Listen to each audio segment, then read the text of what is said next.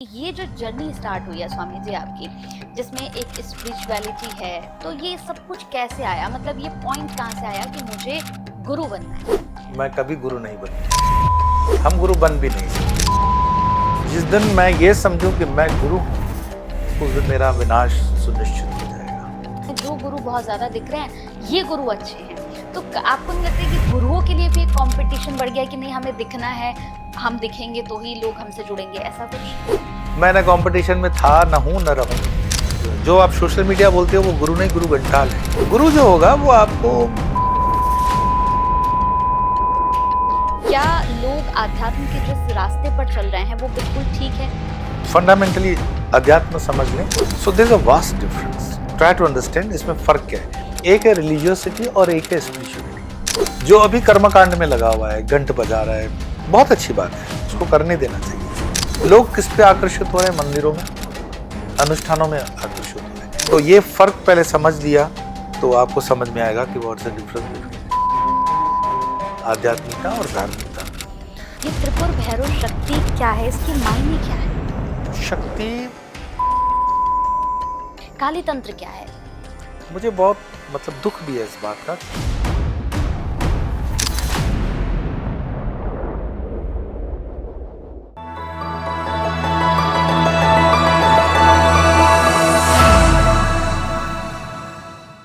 कैसे हैं आप सभी? बहुत बहुत स्वागत है आप सभी का मेरे पॉडकास्ट में। मैं आप सभी के साथ हूं कंचन, और हमेशा की तरह जब भी मैं आपके सामने पॉडकास्ट लेकर आती हूं तो मेरी एक टैगलाइन जरूर है, जिसमें मैं आपको कहती हूं कि मेरे पॉडकास्ट वो होते हैं जिसमें आपको बहुत कुछ सिखाया, बहुत कुछ समझाया जाता है और आपको जोड़ा जाता है ऐसे ऐसे लोगों से। आपको बताई जाती हैं ऐसी ऐसी बातें जो आपकी जिंदगी में बहुत काम आने वाली हैं। आज भी अपने पॉडकास्ट में एक ऐसे ही खास इंसान से, एक ऐसी खास शख्सियत से, या मैं कहूँ कि ऐसे आध्यात्म गुरु से मैं आपको मिलवाने जा रही हूँ जिन्हें आप बहुत अच्छे से जानते हैं। जैसे ही मैं उनका नाम लूंगी तो आप इस पूरे पॉडकास्ट को देखकर ही जाएंगे, क्योंकि उनसे आज ऐसी ऐसी बातें हम करने वाले हैं जो सारी बातें आपसे जुड़ी हुई हैं। हम हमेशा आध्यात्म पर बात करते हैं, हम हमेशा शक्ति पर बात करते हैं, हम आध्यात्म के उन रहस्यों को छूते हैं जो रहस्य किसी को नहीं पता होते हैं। लेकिन आज के इस पॉडकास्ट में आध्यात्म के साथ साथ बात होगी हमारे जेनजीज की, बात होगी हमारे यूथ की, और बात होगी आध्यात्म के उस छोर की जिसे किसी ने नहीं छुआ होगा। तो चलिए फिर इस पॉडकास्ट को मैं यहाँ पर शुरू कर रही हूँ। मेरे साथ यहाँ पर जुड़े हुए हैं स्वामी यो। बहुत बहुत स्वागत है आपका। नमस्कार, नमो नारायण। कैसे हैं स्वामी जी? बहुत अच्छे, बहुत बढ़िया। बिल्कुल, मुझे लगता है कि मैं सिर्फ स्वामी यो के अलावा और क्या बोलूं, क्योंकि अगर मैं बोलना शुरू करूंगी तो मुझे ये पॉडकास्ट जो है सिर्फ आपके इंट्रोडक्शन में ही चला जाएगा। तो आज सबसे पहले स्वागत के साथ, वेलकम के साथ मैं ये पूछना चाहती हूँ आपसे, क्योंकि बहुत सारे पॉडकास्ट आपके हैं जिसमें बहुत सारी बातें हुई हैं अलग अलग टॉपिक्स पर। लेकिन आज सबसे पहले मैं ये जानना चाहूंगी कि ये जो जर्नी स्टार्ट हुई है स्वामी जी आपकी, जिसमें एक स्पिरिचुअलिटी है, तो ये सब कुछ कैसे आया? मतलब ये पॉइंट कहाँ से आया कि मुझे गुरु बनना है? नहीं, पहले तो मैं करेक्ट कर दूं कि जी। मुझे गुरु बनना है। हाँ। मैं कभी गुरु नहीं बनूंगा। अच्छा। हम गुरु बन भी नहीं सकते हैं। हम्म। एटलीस्ट जब तक शरीर में हैं। और ऐसे हमारे गुरुजनों ने बताया है कि there are chances. Ramakrishna Paramahamsa की परंपरा को मैं बिलोंग अच्छा। करता हूं। तो उनके ही शब्दों से प्रारंभ करना चाहूंगा कि चवन्नी की मटकी लेते हो तो उसको ठोक बजा करके लेते हो। जीवन में गुरु बनाने का निर्णय लोगे तो संभल के करना। बिल्कुल। तो मुझे लगता है कि एक दायित्व रहता है हमारा कि गुरु प्रसाद जो मिला उसको बांटने का। पर जिस दिन मैं ये समझूं कि मैं गुरु हूं, उस दिन मेरा विनाश सुनिश्चित हो जाएगा। हम अपने जीवन काल के अंदर अंतिम श्वास तक भी गलती करने के लिए, मनुष्य जो है वो गलती कर सकता है। तो अगर गुरु कोई कहे तो मेरे जाने के बाद ये शरीर जब न रहे तो ठीक है, पर जीते जी मैं गुरु हूं नहीं। मेरे जो गुरु हैं वही गुरु हैं। मैं निमित्त मात्र हूं उस गुरु परंपरा से, जिसको हम लाइनेज कहते हैं, उससे जोड़ने के लिए। वो इलेक्ट्रिशियन का काम नहीं होता है, तो इलेक्ट्रिशियन कभी ये नहीं कह सकता कि मैं पूरा का पावर का वो सोर्स मैं हूं। नो, हम सिर्फ तार जोड़ने वाले हैं। सो आई हम्बली से I am not guru first of all. और जर्नी कैसे स्टार्ट हुई इसके बारे में कह सकता हूँ कि every saint has a past and every sinner has a future. प्रारब्ध में सनातन मानता है, कर्म में मानता है, जन्मों में मानता है। ये जन्मों की यात्रा है। ये एब्रप्टली नहीं होती है, अचानक से नहीं होती है। इट हैपेंस, कभी कभार हो जाए तो क्षण में हो जाए, और ना हो जाए तो आप कई 100 साल दे दो, ना होगी। तो ये कृपा, आई कैन से ग्रेस, जिससे ये यात्रा प्रारंभ होती है। और एक कुछ लक्षण हम लेके पैदा ही होते हैं। सो जैसे बोलते हैं ना, black sheep in the family, तो हमारे परिवार का यू कह सकते हो कि मैं एक ब्लैक शीप रहा हूँ हमेशा से, बचपन से ये मतलब एक रहा रुझान। और फिर जैसे जैसे आपका समय होता है वैसी परिस्थितियां बनती है और आप उसमें आगे बढ़ते हो। सो उसको पूरा करेंगे तो पूरा पॉडकास्ट उसी में चला जाएगा। बिल्कुल। तो ये एक अच्छी शुरुआत आपने बताई। अच्छा, मेरा एक और सवाल है स्वामी जी, जब हम गुरु की बात ही कर रहे हैं, तो आज के समय में हम देखते हैं कि कॉम्पिटिशन जो है वो सभी गुरुओं के लिए भी बहुत ज़्यादा बढ़ गया है, क्योंकि अब लोग कन्फ्यूज़्ड हैं। लोगों को लगता है कि हमें गुरु उन्हें बनाना चाहिए जिनके बहुत ज़्यादा फॉलोवर हैं या जो बहुत ज़्यादा मार्केट में दिख रहे हैं, क्योंकि सोशल मीडिया का ज़माना है और ऐसे में लोग सिर्फ़ अब रील्स ही स्क्रॉल करते हैं, फिर देखते हैं जो गुरु बहुत ज़्यादा दिख रहे हैं, ये गुरु अच्छे हैं। तो आपको नहीं लगता है कि गुरुओं के लिए भी एक कंपटीशन बढ़ गया है कि नहीं, हमें दिखना है, हम दिखेंगे तो ही लोग हमसे जुड़ेंगे, ऐसा कुछ? नहीं, सबसे पहले तो ये परसेप्शन जो है ना, गुरुओं के लिए कंपटीशन, आप इसको मेरे नजरिए से समझो। जी। गुरु शब्द का अर्थ है, गु मीन्स अंधेरा, रू मीन्स दूर करना।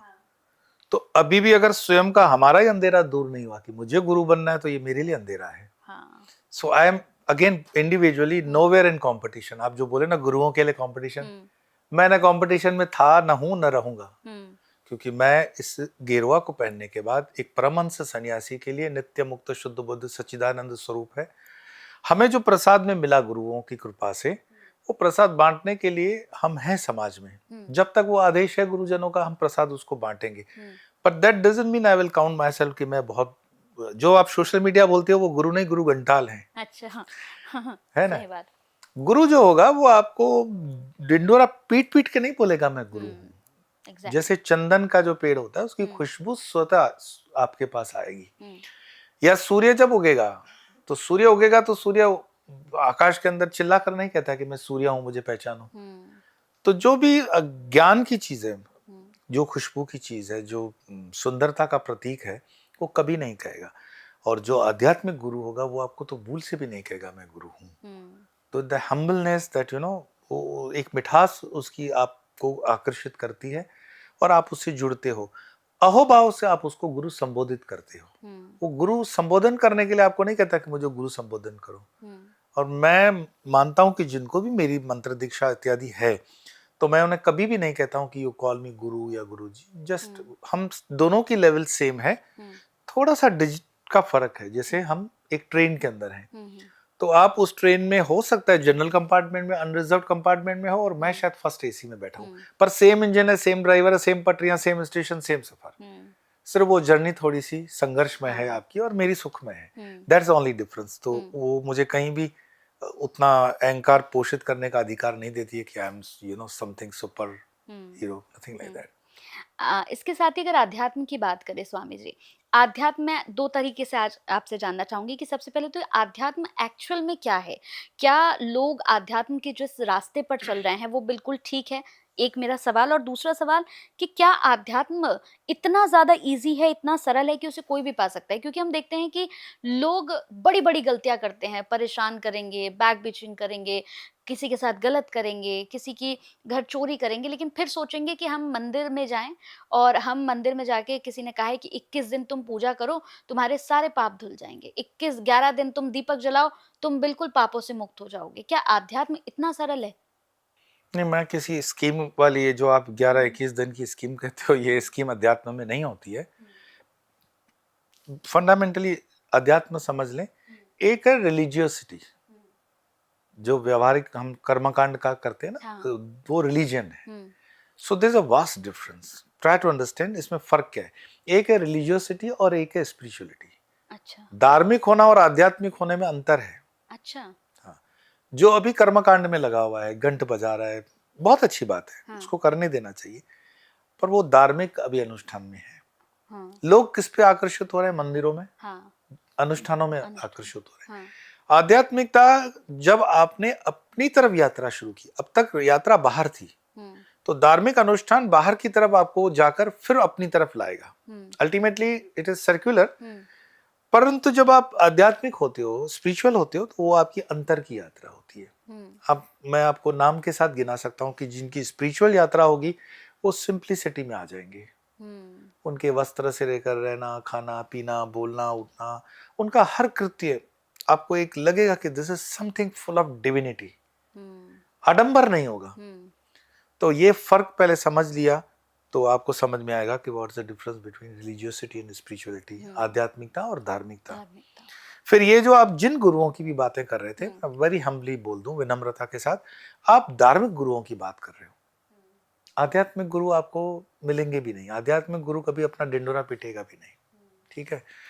और आध्यात्मिक यात्रा जो बोला आपने कि what is spirituality, that is journey towards your own self. Who am I, मैं कौन हूं।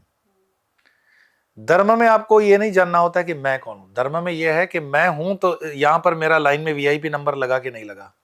महाकालेश्वर में मैं वीआईपी में दर्शन कर सकता हूं, वैष्णो देवी में कर सकता हूं। ये धार्मिकता है। आध्यात्मिकता ये है कि मैं अपनी कुटिया में बैठा हुआ हूं और वहीं पे मजे से मैं दर्शन हो रहे हैं मेरे, क्योंकि उसके लिए जगत में परमेश्वर सर्वत्र है। That is spirituality. तो I think you got the. हाँ, बिल्कुल बिल्कुल। जैसे हमने कहा कि एक और मेरा इसमें सवाल था कि लोग जो कह रहे हैं कि सारी जिंदगी पाप करो, सारी जिंदगी दुनिया को परेशान करो और फिर कुछ दिन पूजा करके आप निकल जाओ सारी चीजों से, ऐसा होता है? नहीं, देयर इज नो शॉर्टकट। सनातन धर्म का जो फाउंडेशन है वो कर्म के अधीन है। इसका उदाहरण भी समझो कि एक 4 साल का बच्चा है जो बहुत बेहतरीन तबला बजाता है, वायलिन बजाता है, गिटार बजाता है, और एक 44 साल का भी ट्रेंड पर्सन है जो नहीं कर सकता है। तो वो जो 4 साल का बच्चा, चाहे स्विमिंग में हो, तैराकी में हो, शूटिंग में हो, गाने में हो, ड्राइंग में हो, कैसे कर रहा है? इसका मतलब गीता के अंदर भगवान श्री कृष्ण ने कहा है, अर्जुन ने उनको पूछा कि हे केशव, जो मैं अब तैयारी में जहां पहुंचा हूं, तो क्या मेरी मृत्यु के बाद दूसरे जन्म में मुझे वापस से ये तैयारी करनी पड़ेगी या मुझे जहां से हूं वहां से प्रारंभ करना होगा? तो श्री कृष्ण उनको कहते हैं कि अर्जुन, ये निश्चित मान, दैट मीन्स अभय दान देके वो बताते हैं गीता जी के अंदर कि तुमने जहां तक यात्रा की है, अगले जन्म में तुम्हारी यात्रा वहीं से ही प्रारंभ होगी। तो ऐसा कुछ भी नहीं है कि आप 4 दिन मौज करो और फिर आगे बढ़ो। हाँ, एक ये थियरी जरूर है कि लोक है और परलोक है, जिसकी हम बात कर रहे हैं। धर्म पूरा लोक और परलोक के ऊपर है। मैं कभी अपने व्यक्तिगत इस पे कहता हूं कि तुम इस लोक का कोई नियम शायद तोड़ भी लो, ज्यादा से ज्यादा इंडियन कॉन्स्टिट्यूशन तुम्हें सजा दे देगा, अमेरिका में रहोगे तो अमेरिकन दे देंगे, यूके में रहोगे तो यूके दे देगा। लेकिन जिस दिन तुमने परलोक, उस अलौकिक का नियम तोड़ दिया, तो उसका कॉन्स्टिट्यूशन कॉस्मिक है, वो नहीं देखेगा तुम कौन हो, वो नियम लागू पड़ेगा और उसमें कोई कंसेशन भी नहीं होगी। आप देखते हो उतने बड़े डॉक्टर होते हैं, मातंड डॉक्टर, उनके घर में ऑटिस्टिक बच्चा पैदा होता है। मेरे पास जब आते हैं तो ये कर्म का खेल है, विदाउट क्रिटिसाइजिंग कि क्यों हुआ, कैसा हुआ। मतलब इसको जोड़ते हुए मैं चलूँ कि जो एबॉर्शन के अंदर मेरा एक रेफरेंस का डॉक्टर थे, तो उन्होंने कहा कि मेरे एक बच्चा तो ऑटिस्टिक है ही स्वामी जी, बड़ी मुश्किल से हुआ, और मेडिकल में ये है कि दूसरा भी वो बता रहे हैं कि संभावना इसकी है। He wanted to know what is the reason. मैंने कहा जहां तुम्हारी साइंस, सो कॉल्ड साइंस समाप्त हो गई, वहां हमारा स्पिरिचुअलिटी चालू हुआ। ये कर्म है। तुम एक ईमानदारी से मुझे पर्सनल बता दो, कन्फेस करो कि कितने तुमने अबॉर्शंस किए हैं illegal. The number was in thousands. अब मैं इस पर आपको नहीं व्याख्या दूंगा कि ये लीगल है, इलीगल है, ये है, वो है, पर आप 1000 जीवों की जिंदगी के साथ खुद परमात्मा होने का निर्णय करते हो। ये पाप है, ये सूक्ष्म पाप है जो दिखता नहीं है, इसका कोई एंट्री नहीं होता, कोई गवर्नमेंट आपको टच नहीं करती, पर वो करता है। यहाँ है वो स्पिरिचुअलिटी, यहाँ वो व्यवहार है। बिल्कुल। आपकी एक वीडियो मैं देख रही थी जिसमें आपने ये भी कहा हुआ है कि आध्यात्म जो है वो इतना इजी नहीं है और आध्यात्म के मार्ग पर चलना उतना आसान नहीं है और वो नहीं चल सकते जो अपने माँ के पल्लू से या पत्नी के पीछे रहते हैं। इसका क्या मतलब था? वेल, आई मीन इस चीज को मुझे याद है, यस, मैंने कहा है इन द कॉन्टेक्स्ट ऑफ कि जब आप अभी भी अपने सेंसेस या सेंशुअल प्लेजर के साथ बंधे हुए हो। जब मैं माँ कहता हूं तो माँ का मतलब घर की माँ का पल्लू का मतलब है कि तुमने अभी भी अपनी जो शरीरदारी माँ है उसको ही माँ समझा। हाँ। जबकि माँ तत्व तुम्हारे आसपास के कई स्त्रियों में, माताओं में विद्यमान है, तुम उसको नहीं देख पाए हो, तभी जर्नी स्टार्ट नहीं हुई। जहां मैंने कहा कि पत्नी के तुम पल्लू के साथ बंधे हुए हो, उसका मतलब यही है कि you don't think your world exist, bedroom के बाहर भी कोई दुनिया है। तो सिर्फ जो है उसी सेंशुअल प्लेजर के अंदर तुम उस स्त्री को उसी मर्यादा में देखते हो, जबकि वो जो जगत जननी है अलग अलग स्वरूप में है। वो माँ हो सकती है, बहन हो सकती है, बेटी हो सकती है, अलग अलग स्वरूप है। कब यात्रा ये प्रारंभ करोगे? तो यहां से यह यात्रा प्रारंभ होती है, तो आपको अपना, जिसको बोलते हैं ना कि मैं कंफर्ट जोन में हूं, वो कंफर्ट जोन छोड़ना पड़ता है। हमारे जितनी भी तीर्थ यात्राएं हैं वो तीर्थ यात्रा टूरिज्म नहीं है। सनातन की जितनी भी तीर्थ यात्राएं हैं वो आपको संघर्ष से ही मिलती है। आप मुझे बताओ ना, केदार में जाते हो, केदारनाथ जाते हो, बद्रीनाथ जाते हो, यमुनोत्री जाते हो, गंगोत्री जाते हो, कौन सा कंफर्ट लेने के लिए वहां जाते हो जो यहाँ नहीं है? उल्टी वहां पर आपको परेशानियां होंगी। पर उन परेशानियों से जब आप रूबरू होते हो, सामने होते हो, तो आपको अपने नीचे स्थान में, गृहस्थी में जो कंफर्ट जोन है उसकी कीमत का पता चलता है। तब आप कहते हो कि मैं यहीं पर ही साधना में ठीक हूँ। और वो इट्स एक्चुअली साइंटिफिक। लेकिन हमारे जो तथाकथित, जो जिन गुरुओं की आपने बात की, गुरु घंटालोन की, उन्होंने इन चीजों को जो जनता तक पहुंचाया वो एक परसेप्शन ही गलत कर दिया उसका। तो नीदर इट इज साइंटिफिकली समझा नहीं सके, ना रीजनिंग है, ना एकेडमिकली वो बता सके, और ना मैं कहता हूं कि उसको आध्यात्मिक बता सके। पर सनातन का एक एक विचार, एक एक कृत्य, एक एक यात्रा साइंटिफिक है, वैज्ञानिक है, अगर समझो तो। बिल्कुल। स्वामी जी, अगर सनातन देखें तो हमारे सनातन की मतलब कोई कोई अंत नहीं है हमारे सनातन का।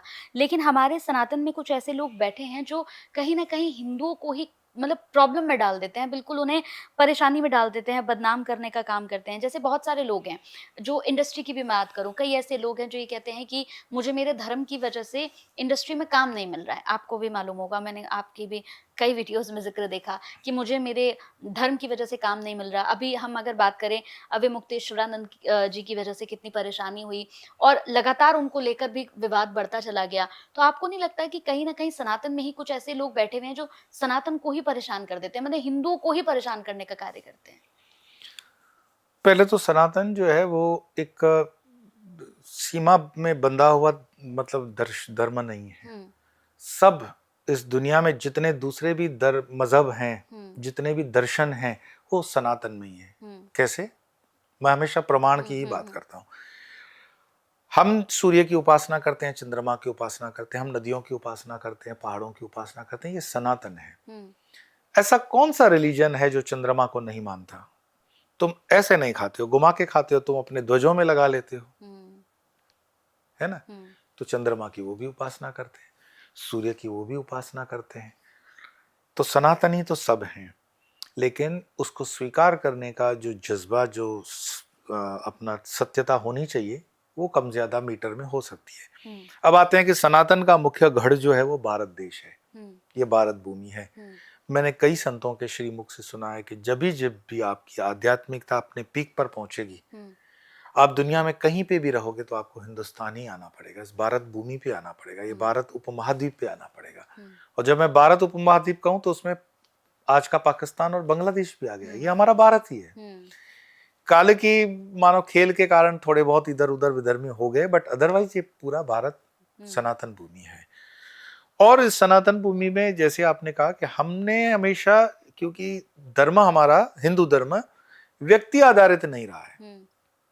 दूसरे धर्मों को देखोगे तो जीसस के पीछे क्रिश्चियनिटी चलेगी और पैगंबर के पीछे इस्लाम चलेगा। सनातन धर्म व्यक्ति के पीछे नहीं है। सनातन धर्म से 1 मिनट के लिए आप कृष्ण जी को भी दूर कर लो, योगेश्वर कृष्ण भगवान को दूर कर लो, तो भी सनातन जीवित था, जीवित है, जीवित रहेगा। राम को हटा दोगे कहानी को, तो भी राम जी के बिना भी सनातन रह जाएगा। बिल्कुल। तो हमारे यहाँ मुझे लगता है कि आजादी कुछ ज्यादा ही है। कुछ भी बोल सकते हो, कुछ भी कर सकते हो, कुछ भी चल सकते हो, पर विरोध उसमें भी नहीं है। आलोचना इसीलिए है उसकी कि जिस पद पर आप हो उस पद की गरिमा को आपको मेंटेन करना चाहिए।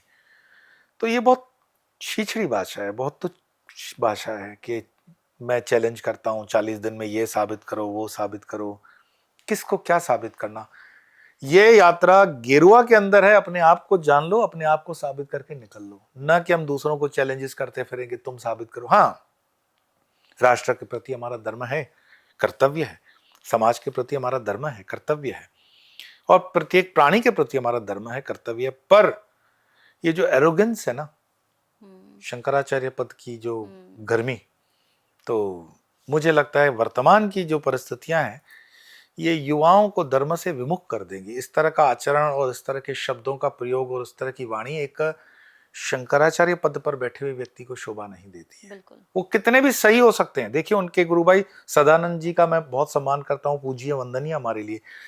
निश्चलानंद सरस्वती जी हमारे लिए पूज्य वंदनीय है। दक्षिण के भारती जी जो है वो पूज्य वंदनीय है। तो पद हमारे लिए हमेशा से वंदनीय रहा है। शंकराचार्य पीठ एक शंकराचार्य पीठ बहुत अपने आप में पूजनीय है, लेकिन व्यक्ति कौन बैठा है, that makes lots of difference. पद, प्रधानमंत्री का पद बहुत गरिमामय है, पर एक गलत व्यक्ति आ जाए तो उस पद को कलंकित कर देगा। तो थोड़ा सा पद की मर्यादा का ध्यान रखना चाहिए, और कोई भी अंट शंट अनाप शनाप भाषा का प्रयोग एटलीस्ट अपने आप को शंकराचार्य घोषित करने वाले को नहीं करना चाहिए। हालांकि वो स्वयं विवाद में है, सुप्रीम कोर्ट से अभी भी वो क्लीन चिट के लेकर के वो नहीं है, पर वो न करने के बावजूद भी चलो आप मानते हो तो वाणी पे थोड़ा सा मुझे लगता है कि, और इसमें गेरुआ को ताकत करनी चाहिए, उनके गुरु भाइयों को भी, कि जो गलत है उसमें बोलने का साहस रखो। तुमने गेरुआ डाला हुआ है, तुम अभी भी अभय नहीं हो पाए हो सत्य बोलने के लिए। तो यहाँ दुख होता है कि हम कहीं ना कहीं गेरुआ के अंदर भी जिस लक्ष्य की ओर बढ़ रहे हैं अभय होने के लिए, वो नहीं हो पा रहे हैं। अब भगवान उनके विवेक को जागृत करें, उनको सद्बुद्धि दे। बिल्कुल। आपने सनातन के लिए, मैंने हमेशा देखा, जितना मैंने आपके बारे में पढ़ा स्वामी जी, जितने मैंने आपके पॉडकास्ट देखे, या फिर मैंने तो बहुत आखिर शुरू से भी जब से आपने बनाई, मैं तो बिल्कुल डीप में भी घुस के मैंने देखा है और पढ़ा है। आपने भी सनातन के लिए बड़ा योगदान किया है, सनातन को बचाए रखने के लिए, सनातन को बढ़ावा देने के लिए। उस योगदान के बारे में थोड़ा सा कुछ बताइए आज। मैं योगदान आपके शब्द का बड़ा फिर से धन्यवाद कहूंगा, आपने इतना शब्दों का अच्छा प्रयोग किया।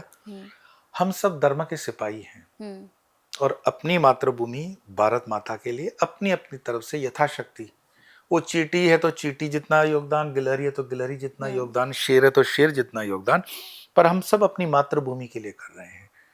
तो सनातन को बचाने का मेरी कोई ताकत भी नहीं है, और ना कोई मेरी औकात है कि मैं इतना बड़ा हूं कि सनातन को मैं बचाऊंगा। नहीं, धर्मो रक्षति रक्षित। आज मैं आपके सामने गेरुआ में हूं, और स्वामी योगेश्वरानंद जो योग के नाम से जाने जाते हैं, मैं सनातन की वजह से हूं। सनातन मेरी वजह से नहीं है। मेरे जैसे करोड़ों आएंगे, मिट जाएंगे, सनातन की ये धारा बहती चलती रहेगी, उसको कोई रोक नहीं सकता। परंतु हाँ, समय समय पर इसकी कसौटी होती है, इम्तिहान होता है। तो जिन दिनों गुजरात के अंदर धर्मांतरण हो रहा था, मैं उन दिनों कनाडा से मतलब आया हुआ था, और गुरु आदेश पर उन्होंने कहा नई भूमि होगी, भाषा भी नहीं होगी, लोग भी नए, और जहां आवश्यकता है स्वामी विवेकानंद जी के आदर्श का, वहां आदर्श पे काम करोगे। तो उन कठिन परिस्थितियों में हमने कार्य किया, और हम तो कार्य कर रहे थे जो कन्वर्जन क्रिश्चियन मिशनरीज कर रही थी, उसके लिए आवाज उठाने का। और यूपीए सरकार थी, सर सोनिया की। तो सीधी सी बात है, जो सरकार होती है उसको तो पसंद नहीं आता कि उसके इरादों पर कोई पानी फेरता हो, और इसीलिए वो नाम उसमें चला। और फिर आगे चल करके उसको इस तरह से डाइवर्ट किया कि अलग अलग मतलब ट्रैप करने के हिसाब से केसेस में रखा। अंत क्या हुआ, द अल्टीमेट रिजल्ट, जिससे आप बाज़त बरी हो गए, मतलब जो इस देश की जुडिशरी, हाई कोर्ट्स की लेवल, स्पेशल कोर्ट्स ने आपको मुक्त कर दिया, वो अंतिम निर्णय है। हाँ, ये शिकायत हमेशा रही कि इसमें जो निर्णय आया वो काफी देर से आया। आज तो 5 साल कोई अंदर रहता है तो उसके लिए मीडिया खड़ी हो जाती है बेल के लिए। हम बिल्कुल गूंगे गाय की तरह 7-7, 8-8 साल तक अंदर रहे बिना किसी बेल मिले हुए। अच्छा। और हमारे खान पान की व्यवस्थाएं जो थी इतनी खराब थी, क्योंकि कांग्रेसी स्टेट्स में थे हम। अच्छा। जानबूझ करके मतलब वो परेशानियां देना, पीने के पानी तक की नौबत होती थी खराब हमारी। अच्छा। और हेल्थ पूरी तरह से टूट गई। आज भी अगर ये शरीर, मैं कहता हूँ गुरुजनों की और भगवान की कृपा से टिका हुआ है, उन्होंने तो तय कर रखा था कि ये शरीर मर के ही बाहर निकले, पर परमात्मा की जो इच्छा है वो सर्वोपरि है। मुझे बहुत गर्व है कि मैं भारत माता के लिए कुछ, एक बेटे होने के नाते कुछ कर पाया हूँ। पर अगर ऐसा मुझे करोड़ों जन्मों में भी करने का अवसर मिले तो मैं खुशी खुशी फिर कर लूंगा। अच्छा, आप आपके जवाब से दो मेरे पास सवाल और बने। एक तो मैं ये जानना चाहूंगी कि ये जो 7-7 8-8 साल का जो समय आपने वहां पर बिताया, वो कैसा एक एक्सपीरियंस था, कैसा था मतलब सब कुछ? चीजों को देखने के दो पहलू हैं। या तो आप अपने संघर्ष को इस तरह से लो कि जेल के अंदर जो ड्रग्स वगैरह लेते हैं लोग, क्योंकि उस समय को काटना होता है, और दूसरा आप उसको बंधन योग की साधना बना करके साधना में भी कर सकते हो। तो उस समय तो हमें तो पता भी नहीं था कितना काटना है, क्योंकि सरकार यूपीए की चल रही थी, बीजेपी जब आएगी तब जाके हम ये अपेक्षा रखेंगे कोई निष्पक्ष निर्णय होगा। लेकिन बीजेपी के भी 2 साल रहने के बाद हमें निर्णय मिला। अच्छा, it was a very lengthy procedure. पर उसमें मेरा अपना निजी ये था कि सबसे पहली बात मैं ऑन रिकॉर्ड आपको कहूँ, ये बात ऑफिशियली, कि मैंने अपने मतलब निवेदन से कोर्ट को ये निवेदन किया कि मुझे सॉलिट्यूड में रहने की इजाजत दी जाए, मतलब अकेले रूम में मैं रहूंगा, जो कि जेल की लाइफ में पनिशमेंट मानी जाती है, पर मैंने स्वयं से ली। और मेरे खुद का मैंने शेड्यूल जो रखा था, तो 18 आवर्स मेरी साधना के मैं रखता था। जैसे सुबह पे जो नियम है उठने का वो उठे। और मैंने कहा कि वो बहुत ही एक कठिन दौर था जब जयपुर की 0 डिग्री या -1 डिग्री के ठंडे पानी में आपको ठंडे पानी में नहाना है सुबह, क्योंकि नहाने का समय फिक्स है, पानी का समय फिक्स है, और थोड़ी बहुत चाय, और वहाँ से फिर आपका गायत्री पुरुष चरण चालू होता है, श्रीमद् भगवद गीता, देन ललिता सहस्त्र नाम, श्री विद्या की हमारी दीक्षाएं, और जो भी पाठ पूजा। और ये टिल अपने टाइम सेट में बरसों तक मेरा नियम रहा, टिल रात के 10 बजे तक वो नियम पाला। तो वो एक संबल बना मेरे लिए। और मैं मानता हूँ शायद परमात्मा की विराट में यही इच्छा थी कि मुझे जो कम समय में ज्यादा साधना करनी थी वो मेरे लिए सुअवसर था। जैसे लोकमान्य तिलक जी ने मांडलिया जेल के अंदर जो गीता पे लिखा है अपना ग्रंथ, तो मैं ये तो कंपेयर नहीं करूंगा कि वो बहुत बड़े महान हस्ती हैं लोकमान्य तिलक जी, पर हाँ इतनी कृपा परमात्मा की रही कि गीता को समझना, दूसरे धर्मों को पढ़ना और साधनाएं करना मेरा इसी काल में 7 साल में हुआ। तो एक हिसाब से लौकिक शिकायत कह सकता हूँ, पर अलौकिक मैं धन्यवाद करूंगा परमात्मा को कि एक अवसर इस तरह से भी मुझे मिला। जैसे आपने कहा, एक बड़ी अच्छी बात अभी आपने कही जब मैंने सवाल पूछा कि सनातन को बचाए रखना इतना मेरे में सामर्थ्य नहीं है कि मैं सनातन को बचाऊं, लेकिन हम देख रहे हैं कि अब जो ट्रेंड चल रहा है, जो इस वक्त हम सोशल मीडिया पे देख रहे हैं, सनातन को बचाने की बात हो रही है। स्वामी जी बड़े बड़े धर्म गुरु कह रहे हैं हम सनातन को बचाएंगे, सनातन को बचाने के लिए हम जो है सड़कों पर आ जाएंगे। अब देखिए, कहते नहीं है कि वो हिंदू राष्ट्र बनाने के लिए सब इस वक्त सड़कों पर हैं, उनका भी एक ही नारा है कि हम जो है किसी भी तरह से हमें सनातन को बचाना है। सनातन को बचाना है मतलब इसका मुझे लॉजिक समझाइए। मैं अपनी तरफ से ही जवाब दे सकता हाँ, हूँ ना, मैं दूसरों की तरफ से जवाब नहीं दूंगा। ठीक है, हाँ। सनातन को कोई खतरा नहीं है, भूल जाओ। यही मैं सुनना चाहती थी आपसे। हाँ, सनातन को न पहले खतरा था, न वर्तमान में खतरा है, न भविष्य में खतरा होगा। बिल्कुल, मैं इसका प्रमाण दूंगा। स्वामी विवेकानंद कहते हैं कि जब तक भारत की अंतिम झोपड़ी में राम नाम एक भी है बोलने वाला, सनातन वहां से खड़ा हो जाएगा। सनातन की ये ताकत है, ये शक्ति है। जैसे पीपल का वृक्ष होता है, आपके पे नहीं दीवार के बीच में से निकलता है, उसको कितना भी काटो, अगर इतनी भी जड़ रह गई वो वापस खड़ा हो जाएगा। आप क्या मानते हो, पिछले 1000 वर्षों के अंदर जो आक्रांताओं ने या विधर्मियों ने इस देश पर किया हुआ है, उसमें सनातन क्या किसी व्यक्ति के काम करने से बचा हुआ है?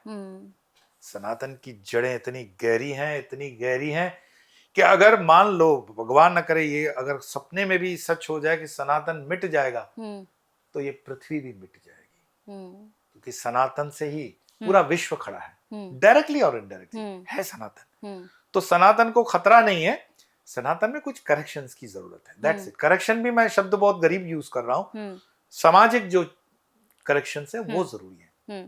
सनातन तो बिल्कुल नित्य मुक्त शुद्ध बुद्ध सच्चिदानंद 24 कैरेट अमृत है, उसमें आप बस कृपा पालो, खतरा नहीं है हमारे सनातन को। सनातन को खतरा नहीं है। और हिंदू, हम ये भी सुनते हैं कि हिंदू खतरे में है, हिंदू खतरे में है। मैं इसका भी जानना चाहूंगी, थोड़ा सा हो जाता है मतलब थोड़ा सा अलग है, लेकिन मैं आपसे जानना चाहती हूँ क्योंकि आपके जो विचार हैं वो मैंने देखे हैं कि वो यूथ मतलब यूथ पसंद करता है आपको। तो ये यूथ का सवाल है कि ये जो हमेशा एक सवाल चलता है कि हिंदू खतरे में है, हिंदुओं को बचाना है, ये क्या है स्वामी जी के वाकई में हिंदू खतरे में है?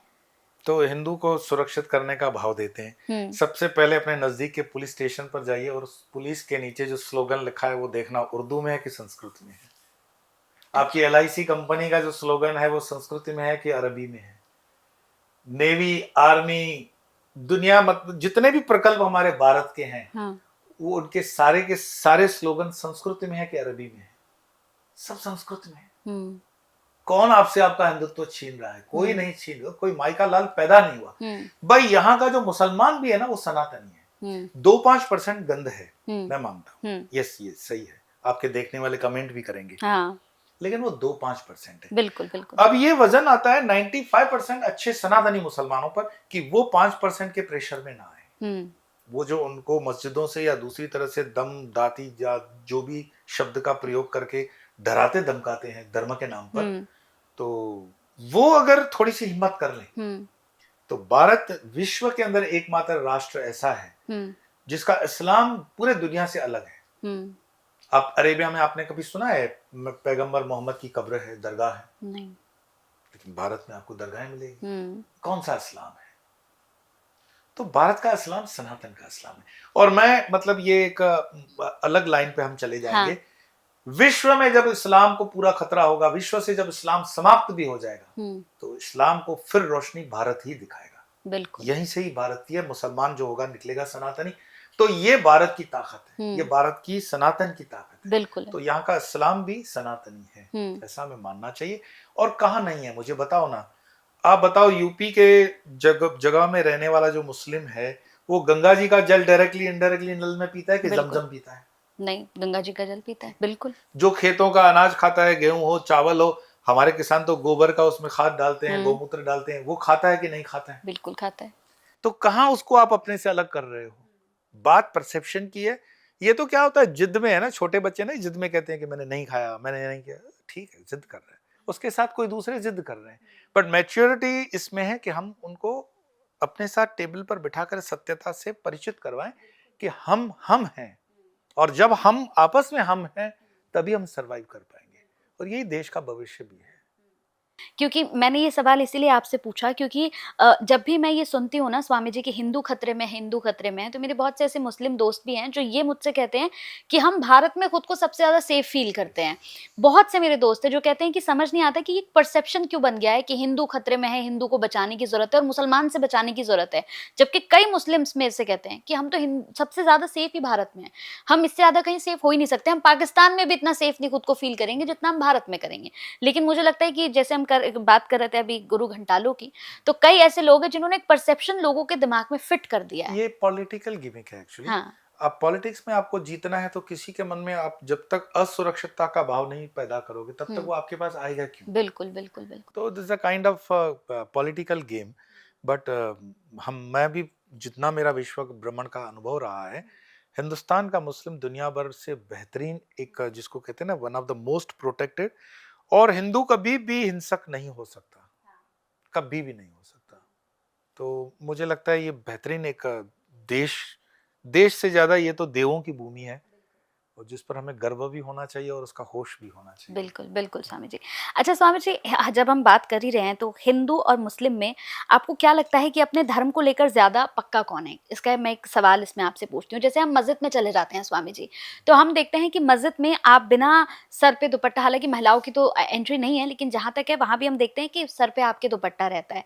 हम गुरुद्वारे जाते हैं, हम वहां देखते हैं वहां एक रूल है, आपको आके प्रॉपर डांटा भी जाता है कि आप सर पे पहले कपड़ा लीजिए, चाहे मेन हो चाहे वुमेन हो, आप पहले कपड़ा लीजिए उसके बाद आपकी एंट्री है।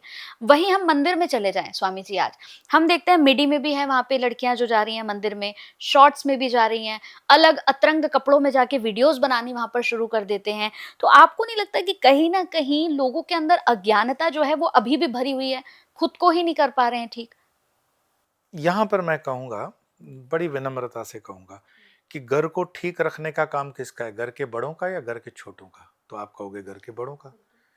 अब यहाँ पर जो शंकराचार्य कहते हैं ना, हम शंकराचार्य हैं, तो धर्म के उन 4 पीठों पर आप आसीन हो, आपको धर्म दंड दिया गया, ठीक। अब आप दोष नहीं दे सकते हो कि नेहरू सरकार आई, उसने अखाड़ों को अलग कर दिया, हमारे पावर को कम कर दिया। तो आपका आध्यात्मिक जो शक्ति था, आपका जो खुद का जो तपस्या थी, आपका जो खुद का त्याग था, आपका जो खुद का वैराग्य था, वो समाज को इकट्ठा नहीं कर पाया।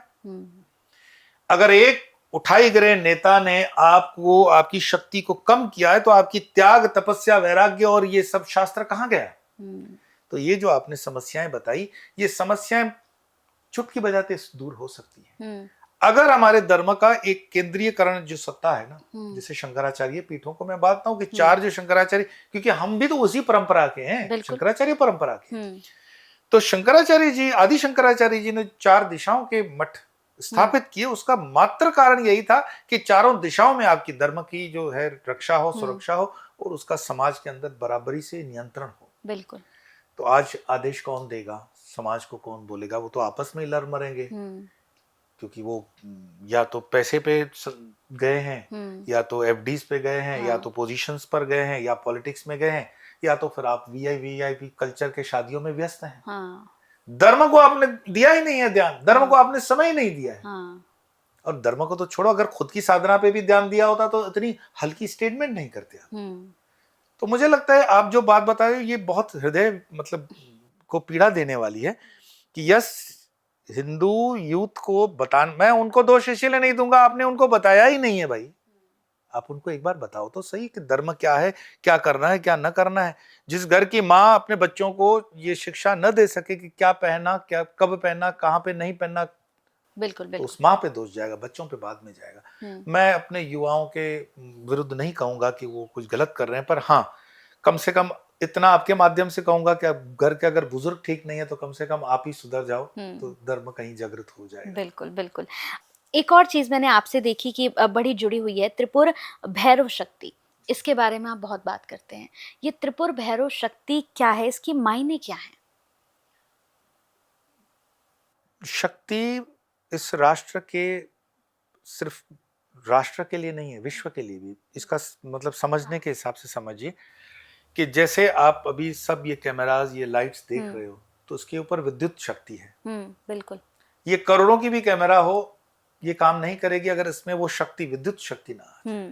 तो आपने एक चित्र देखा होगा, माँ काली के चरणों में शिव। तो शिव भी तब तक शिव है जब तक उसमें शक्ति है। अब शक्ति कहाँ है? मैं तंत्र की भाषा का प्रयोग कर रहा हूँ, आप उसको समझने का प्रयास करना। ठीक है। आप अगर हिंदी में शव लिख दें, शव, तो तंत्र में शक्ति की मात्रा आती है छोटी वाली, ये जो मात्रा देते हैं ना, ई की, छोटी ई। अब शव, शव मतलब डेड बॉडी हुआ। इसमें जब शक्ति की छोटी मात्रा लगा दी तो क्या हुआ? शब्द शिव। शिव। शक्ति हटाते ही शिव भी शव हो जाएगा। राष्ट्र की शक्ति है, इस पृथ्वी की शक्ति है, इस ब्रह्मांड की शक्ति है। आदि शंकराचार्य के जीवन का प्रसंग से प्रमाण में मैं बताता हूँ। उन्होंने शक्ति की उपासना के लिए विशेष कोई कार्य नहीं किया था तब तक। उनको लगता था जो भी है चिदानंद रूपो शिवो हम, न मृत्यु न शंका न जाति, ये आपने सुना भी होगा स्तोत्र, बड़ा प्यारा स्तोत्र है। लेकिन माँ शक्ति प्रकृति को लगा कि इनको थोड़ा सा समझाना पड़ेगा। तो काशी का वो किस्सा आता है कि रास्ते पर एक विधवा बैठी है और उसकी गोद में उसके पति का बॉडी है और डेड बॉडी है। तो लोक व्यवहार से आदि शंकराचार्य उसको कहते हैं कि माँ देखती नहीं हो कि मैं स्नान को जा रहा हूँ, थोड़ा सा साइड में हो जाओ। तो बोलती है बेटा तुम ही कर लो, मैं तो नहीं कर पा रही हूँ। अब ये प्रभु की लीला है। तो आदि शंकराचार्य उस बॉडी को हटाने का पूरा प्रयास करते हैं, लेकिन टस से मस बॉडी नहीं कर पाते, थक जाते हैं, एग्जॉस्टेड। तब वो हाथ जोड़कर कहते हैं कि माँ मुझे क्षमा करें, मुझे शक्ति नहीं है। बोला क्या? बोले वो शक्ति नहीं है। बोले मानते हो शक्ति होती है? शंकराचार्य अभी जब पलक झपकते ही इसका आभास करें कि वो क्या हो गया, तब तक तो वो अंतर्ध्यान हो गई। उसके बाद शंकराचार्य का आप पढ़िए, भवानी अष्टकम है, दुर्गा के ऊपर, काली के ऊपर अद्भुत स्तोत्र है, सारी शक्ति उपासना। अच्छा। और विवेकानंद कहते हैं, विवेकानंद के समय देश गुलाम है, तो वो कहते हैं कि उठो जागो, अपनी शक्ति को जगाओ। बंगाल तो शक्ति का गढ़ है। बिल्कुल। तो जब तक तुम्हारी शक्ति नहीं जगेगी, तुम तब तक इसी तरह गुलाम बन के रहोगे और शक्ति जगते ही तुम गुरु स्थान पर पहुंचोगे। और मैं तुम्हें जगाने आया हूं, क्योंकि एक मिशन लेकर के तो अवतार होते ही हैं। और उन्होंने जो घोषणा की 1897 में कि भारत 50 वर्ष के अंदर आजाद हो जाएगा, तो 1947 में आजाद हुआ। उसी को अरबिंदो शक्ति का प्रतीक लेकर के कहते हैं कि मैं देखता हूं 50 साल और लगा के भारत शक्ति के गुरु स्थान पर होगा। तो आप देखो 1907 से भी मैं नहीं कह रहा हूं, वही कह रहे हैं। उसी में साइंटिफिक प्रमाण देता हूं। हमारे राष्ट्रपति doctor Abdul Kalam Azad, fire on wing, जो भारत देश के लिए उनका बुक है, कि India will be on that position not because of spirituality only, scientific temperament पे उसके टर्म्स दिए हुए। तो उस देश को गर्त में हमेशा आप नहीं गिर सकते हो। आपके जीवन में जीरो लेवल आती है, आप जमीन पे एक बार गिर सकते हो, बिल्कुल, पर आप गिरते ही चले जाओगे ऐसा नहीं होगा। आप एक बार जमीन पे गिर गए तो खुद को समझाओ कि अब जमीन पे गिरे हो, अब उठने का समय हो रहा है, ग्राफ विल गो अप। तो कोई डिप्रेशन नहीं आ सकता, कोई चिंता नहीं हो सकती। बट दैट थॉट प्रोसेस आपके अंदर होना चाहिए, या आपके पास कोई गुरु की कृपा होनी चाहिए, आध्यात्मिक जीवन होना चाहिए, कुछ ना तो थोड़ी बेसिक रीडिंग्स तो होनी चाहिए स्पिरिचुअल। तो भारत उठ रहा है, जग रहा है। बिल्कुल। इसके साथ ही अगर हम यहाँ पर बात करें कि बहुत से लोग कहते हैं स्वामी जी कि काली तंत्र होता है कुछ। मैं काली तंत्र का जानना चाहती हूँ, क्योंकि कहते हैं कि अगर किसी पे काली तंत्र या इस तरह की चीजें होती है तो काली तंत्र काटना बड़ा मुश्किल होता है। काली तंत्र क्या है? नहीं तो पिछला भैरव वाला जो था वो भैरव, भय को दूर करने के लिए भैरव है।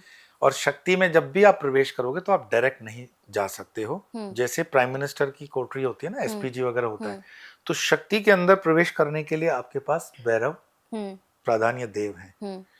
तो भैरव से होकर के ही जाना पड़ेगा। त्रिपुर भैरव शक्ति ये है कि वो स्वयंभू हमारी पीठ है, मतलब भैरव जी की।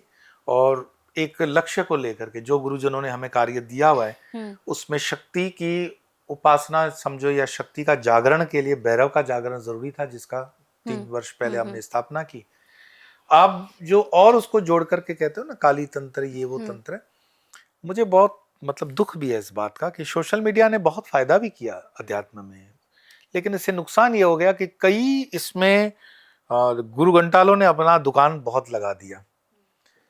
अब माँ एक ही है, सपोज करो आप अपने सिस्टर के, आप ही किसी की सिस्टर हो, बहन आप ही किसी की हो, आप ही किसी की बेटी हो, आप ही किसी की माँ हो, आप ही किसी की पत्नी हो, तो आप वास्तव में कौन हो? ऐसे ही शक्ति किसी के लिए माँ है, किसी की बहन है, किसी की बेटी है। उसी शक्ति 10 महाविद्या का जो नाम हम कहते हैं, वो एक ही महाविद्या है, वो एक ही शक्ति है। परंतु 10 महाविद्या के ऊपर मैंने अपने चैनल पे तो काफी वीडियोस दिए, तो इसमें आप समझ सकते हो। बट उसको अगर आप समझ जाओगे तो देश काल परिस्थिति से वो शिव जी को अपने 10 स्वरूप बताती है कि मैं ये सब मैं ही हूं। और यहाँ पर सुपीरियर, इंफीरियर और सुपीरियर कॉम्प्लेक्स की बात नहीं है। वो बता रही है कि बिकॉज ऑफ मी, ये शक्ति से तुम शिव हो, और शिव उसको रिकॉग्नाइज भी करते हैं। अच्छा। लेकिन फिर स्टोरी अलग हो जाएगी, उसमें हम नहीं प्रवेश करेंगे। तो ये जो काली वाली तंत्र आप कहते हो, ये लोगों को डराने फंसाने वाली जितनी बातें, मैं मानता हूं सोशल मीडिया पर एटलीस्ट ये चीजें आपको सोशल मीडिया पर 90% फेक है। 10% भी मैं डर के मारे इसीलिए छोड़ रहा हूं, कोई नाराज ना हो जाए परिचित, पर अदरवाइज इट इज फेक। और आपको सारा ये जो बिजनेस है ये डराने पे खड़ा है। आप डर सकते हो तो आपके पैसे लूटे जाते हैं। कई ऐसे फ्रॉडरी के केसेस लेकर लोग हमारे पास आते हैं।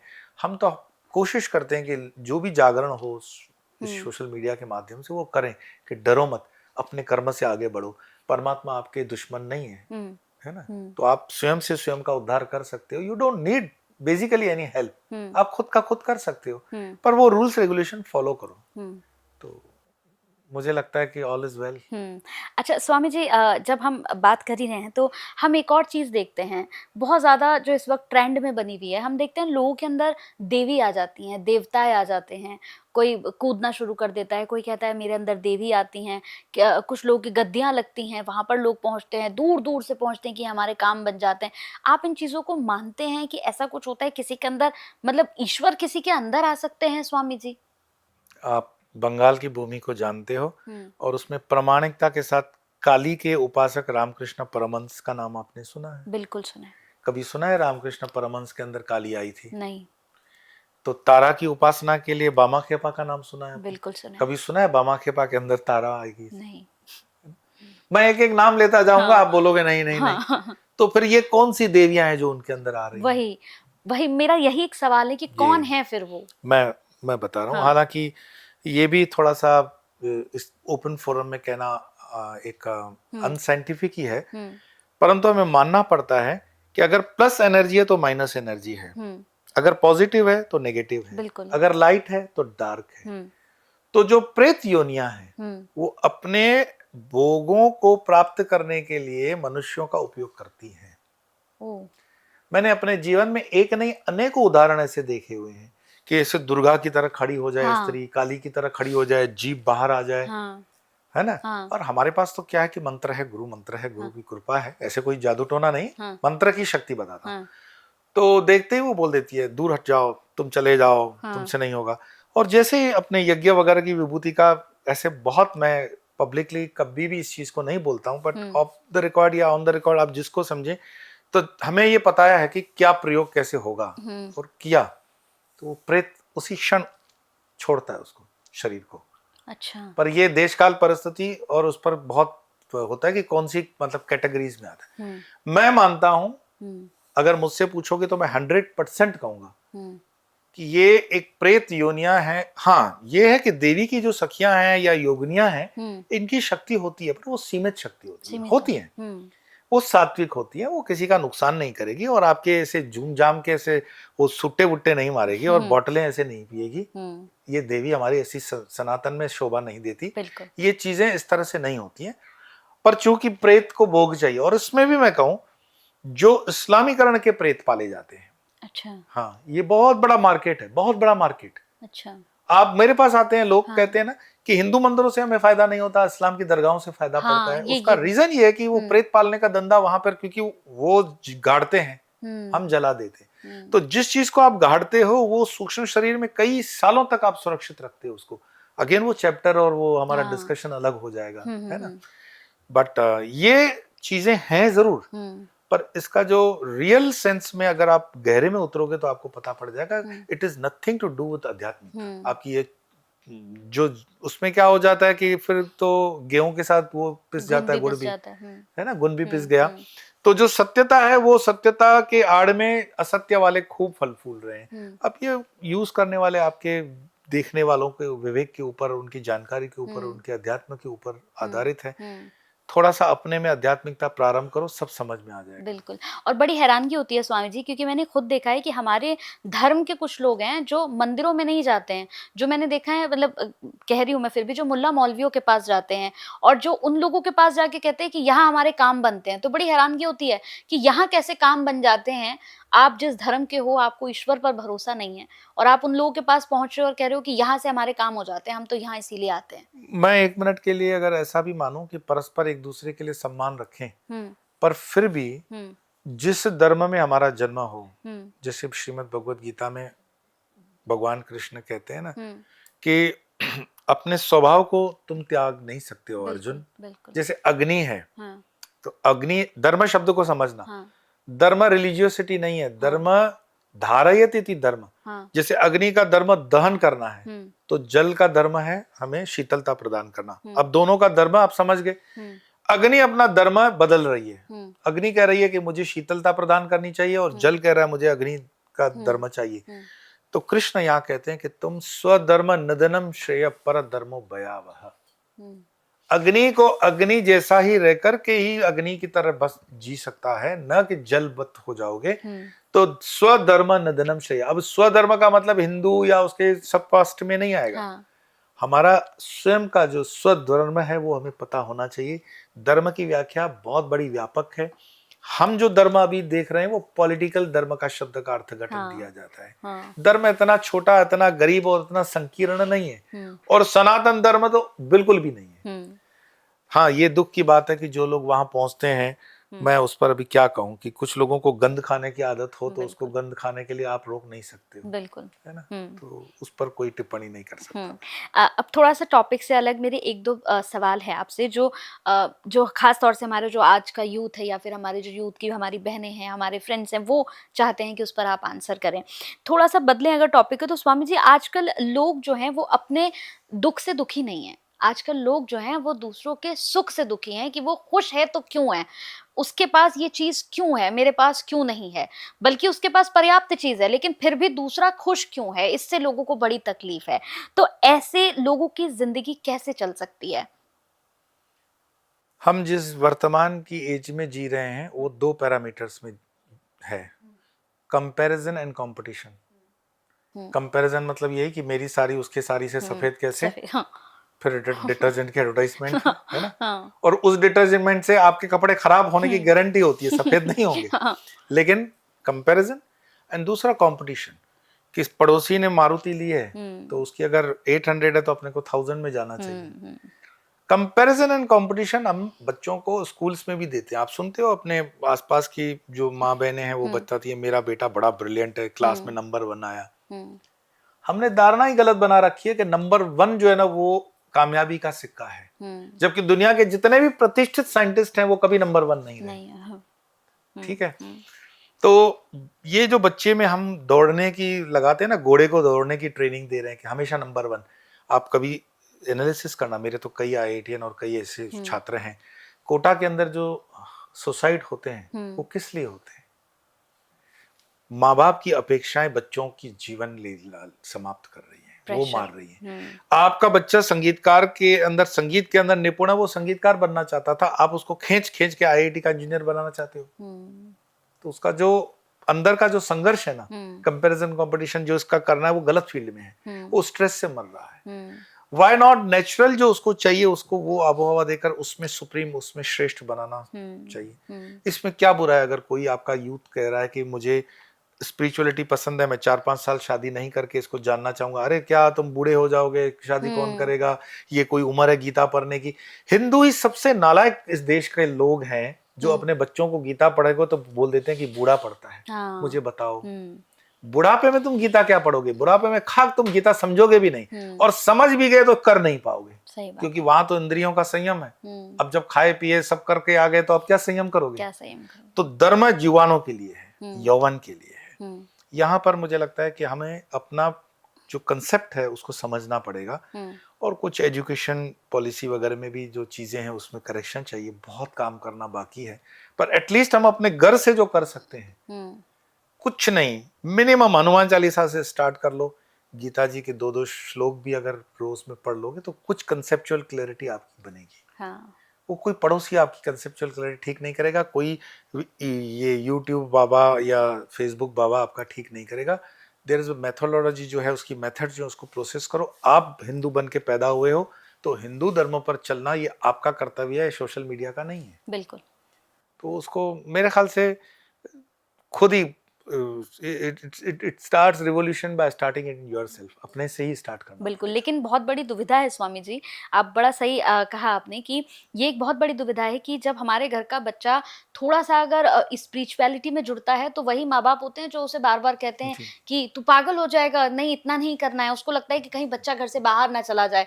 वो अगर 2 वक्त पूजा भी कर लेगा तो माँ बाप आज की डेट में टेंशन में आ जाते हैं बहुत ज्यादा कि भाई तुम 2 बार ये आज पूजा क्यों कर रहा है। तो ये भी एक बहुत बड़ी दुविधा है कि हम अपने घर से ही कहीं ना कहीं चीजों को ग्रैप नहीं कर पा रहे हैं, सीख नहीं पा रहे हैं। नॉट ओनली सीख नहीं पा रहे, मुझे बड़ा आश्चर्य लगता है जब कोई कॉलेज में, आजकल तो क्या हॉस्टल में बच्चे जाते हैं तो अपने साथ अपने बेटे को फादर जो है बिठा करके बोलता है कि बेटा आज साथ में पिएंगे, या बेटी है तो तुम कभी साथ में बैठ करके संध्या का तो एक श्लोक नहीं कर पाए हो। और यही बच्चे बड़े होकर के बुढ़ापे में तुम्हें लात मार करके वृद्धाश्रम में पहुंचा देते हैं। तो तुम कहते हो हमने क्या बुरा किया, हमने तो तुम्हें सब दिया। तुमने सब दिया, एग्रीड, पर तुमने एक चीज जो देनी थी वो नहीं दी, वो है संस्कार। जीवन में जब तक संस्कार नहीं है, साधना नहीं है, तपस्या नहीं, वैराग्य नहीं, धर्म की जो इशू कोर जिसको बोलते हैं ना, तत्व नहीं देते हो, तब तक आप आग के साथ खेल रहे हैं। और ये और धर्म वाले दे रहे हैं, चाहे वो मदरसों के माध्यम से हो, चाहे देरासर के माध्यम से हो, चाहे गुरुद्वारों के माध्यम से हो। हिंदू अपने बच्चों को हनुमान चालीसा तक नहीं दे पा रहे। अब इसके लिए हनुमान जी तो नीचे नहीं उतरेंगे। बिल्कुल, बिल्कुल। बहुत अच्छी बात कही, क्योंकि हम देख रहे हैं ना कि आजकल का जो समय है वो ऐसा हो गया है जहाँ पर पेरेंट्स के साथ बच्चे खुलकर बैठकर पीते हैं कि नहीं, अरे हम तो बहुत ओपन माइंडेड है, हम तो अपने मम्मी-पापा के साथ बैठकर पीते हैं, भाई-बहनों के साथ बैठ के नहीं, पीते हैं। विरोध नहीं है ना। हाँ। फिर एक बार शाम को आधे घंटे के लिए संगत में भी तो बैठो, प्रभु के गुणगान में भी बैठो, तो पता चले कि कौन बैठ रहा है कौन नहीं बैठ रहा है। बिल्कुल। 15 मिनट के लिए तो पैर फोल्ड करके तुम जमीन पे नहीं बैठ सकते हो। तो क्या धर्म और कौन से धर्म में पैदा हुए हो? बिल्कुल, बिल्कुल। अब मेरा एक सवाल है कि किसी भी महिला के अस्तित्व पर स्वामी जी, किसी के भी कैरेक्टर पर, किसी लड़की के कैरेक्टर पर बोलना, मुझे लगता है कि आज के समय में इससे ज़्यादा ईज़ी कुछ नहीं है। किसी भी महिला के कैरेक्टर पर आप कुछ भी बोल दो, उसके चाल-चलन पर सबसे ज़्यादा ईज़ी होता है। सभी महिलाओं का एक क्वेश्चन रहता है कि क्या ऐसे लोगों को ईश्वर के घर में सज़ा नहीं मिलती है? उन्हें डर नहीं होता है कि किसी भी महिला के बारे में कुछ बोल देना?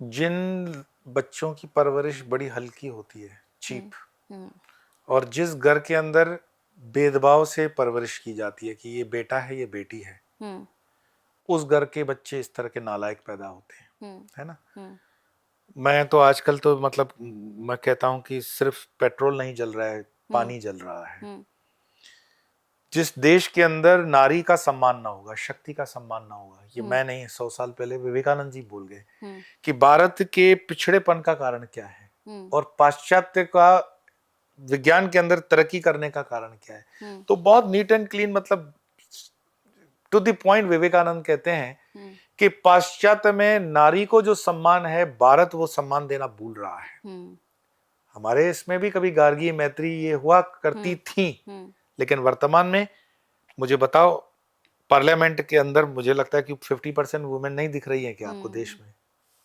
वो राज चलाने के लायक नहीं है क्या? हुँ, हम और रिजर्वेशंस की बातें करते हैं और पर्टिकुलर क्लासेस पे चले जाते हैं, यूजीसी जैसे विवादित भी बिल पास कर देते हैं।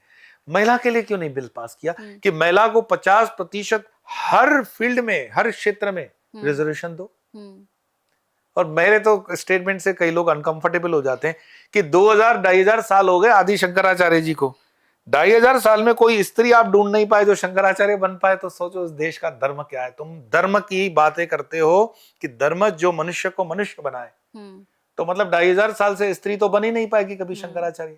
तो ये हो सकता है मेरे विचार से आप असहमत हो सकते हैं, पर मेरा प्रश्न लॉजिकल है। हुँ, तो स्त्रियों में क्या आपको ज्ञानी ध्यानी नहीं मिल रही हैं? स्त्रियों में आपको वैज्ञानिक नहीं मिल रही हैं, पायलट्स, ठीक है, तो 50% कर दो ना स्ट्रेट।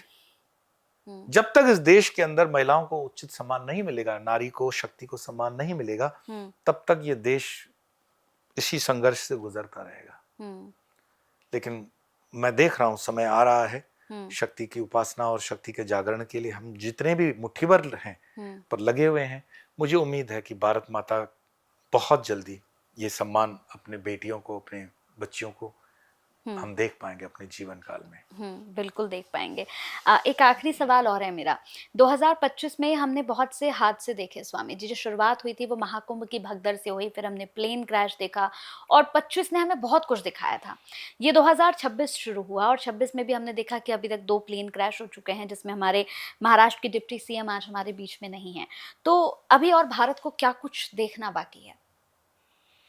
ऐसे निराशा भरा प्रश्न क्यों पूछते हो? हुँ, मुझे बताओ, मनुष्य जीवन में ऐसा कौन सा साल था जब शांति थी? हुँ, ये एग्ज़ैक्टली। तो ये तो चलता रहता है, ये काल हुँ, का क्रम है। हुँ, 2 प्लेन नहीं गिरेंगे, एक गिरेगा, लेकिन ये घटनाएं होती रहेंगी।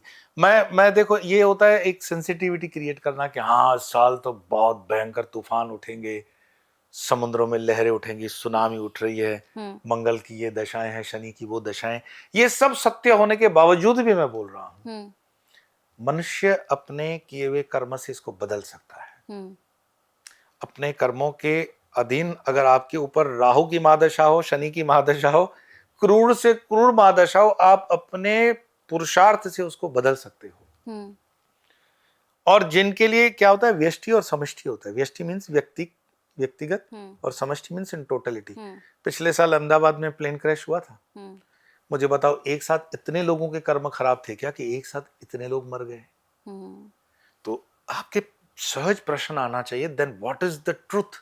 हुँ, उसको समझने के चक्कर में आप जैसे जैसे यात्रा करोगे तो आप स्पिरिचुअल होते जाओगे कि वो कर्म व्यष्टि का नहीं, समष्टि से जुड़ा हुआ कर्म है। मे बी टर्मोलॉजी मेरी थोड़ी सी कंफर्टेबल ना हो। समष्टि मीन्स इन टोटलिटी एंड व्यष्टि मीन्स इन इंडिविजुअलिटी। तो कुल मिलाकर के ये चीजें कभी भी बंद नहीं होगी। न राजा राम के जमाने में कोई घटनाएं रुकी थी, न कृष्ण के जमाने में घटी थी। ग्रहण तभी भी लगे थे, ग्रहण अभी भी लगेंगे, तभी भी सुनामियां थी, अभी भी सुनामी थी। वो सुनामी में द्वारिका चली गई, वो होता रहेगा। तो पुनरपि जननम पुनरपि मरणम पुनरपि जठरे अग्निशयनम ये संसारे बहुत दुस्तारे कृपया पाहि माहि मुरारे भज गोविंदम। शंकराचार्य इसका सूत्र दे गए। ये सब होता रहेगा भैया। तुम अपने इष्ट से लग जाओ, तुम अपने गुरु से लग जाओ, तुम अपनी प्रीत में लग जाओ, तुम अपनी स्पिरिचुअलिटी में लग जाओ। इसको हम रोक नहीं पाएंगे, ये सब होगा। बिल्कुल बिल्कुल। स्वामी जी, हमारे जितने भी व्यूवर्स हैं जो भी इस पॉडकास्ट को देख रहे हैं, मैं चाहूंगी अब स्वामी योग की तरफ से एक मैसेज हो जाए हमारे यूथ के लिए, हमारे जेनजीज के लिए, सबके लिए। चूंकि मैंने कहा कि मैं अपने गुरु का सिपाही हूँ जी। तो मेरे गुरु रामकृष्ण परमहंस और उन्होंने जो तैयार किया स्वामी विवेकानंद को, उन्होंने जो वाक्य दिया कठोपनिषद से, उत्तिष्ठ जागृत प्राप्य वरान्य बुद्धता, arise awake stop not till you reach the goal, all the success you want is within yourself. Know that you are the creator of your own destiny and all the success you want is within yourself. तुम सब कर सकते हो। भगवान है, मान लिया है, लेकिन भाई मैं हूं तब तक भगवान है। भगवान की भी आइडेंटिटी भक्त से आती है। तो यू शुड हैव दैट खुमारी की मैं हूं तो तू है। वो एक शेर, मतलब कबीर साहब की 2 लाइनों से मैं आपको संबोधन को विराम दूंगा कि अब तक मैं ढूंढता था तुम करते थे आराम, अब तुम मुझे ढूंढोगे मैं करूंगा आराम। तो ये चैलेंज परमात्मा को दो कि तुम मुझे ढूंढ लो, अब मैं आराम में हूं। तो ये वक्त जब उस स्थिति में पहुंच जाए, that means you are spiritual and I am really honoured. मैं बहुत बहुत आपको धन्यवाद करूंगा कि बहुत अच्छे आपके इस चैनल के जितने भी साधना से जुड़े हुए साधक हैं, तो अगर उनके जीवन में 0.001% भी इस पॉडकास्ट का अगर कंस्ट्रक्टिव कोई रोल हो सकता है तो ये सारी क्रेडिट गुरुजनों की। आज के इसमें जो भी गलत बयानबाजी या जो भी गलत स्टेटमेंट है वो मेरी निजी है, लेकिन जो भी सही है और उनको अच्छा लगा वो मेरे गुरुजनों का है। बिल्कुल। So I am really thankful to you. बिल्कुल, और थैंक यू, मतलब मैं धन्यवाद आपका करूंगी कि आपने समय दिया, क्योंकि मैं बहुत समय से चाहती थी कि आपके साथ बैठकर एक पॉडकास्ट हो, और मैं चाहूंगी कि आगे भी मैं आपके साथ पॉडकास्ट करूं और बहुत सारी चीजें जो और मेरे पास रह गई हैं वो भी मैं आपसे जरूर पूछूं। काफी विषयों को हम विस्तार नहीं दे पाए। बिल्कुल। मुझे भी बहुत अच्छा लगा, जरूर मिलते रहेंगे। और आपके चाहने वालों ने इस तरह से बुलाया तो मैं बिल्कुल आऊंगा। जरूर। बहुत बहुत धन्यवाद आपका। नमो नारायण। नमो नारायण।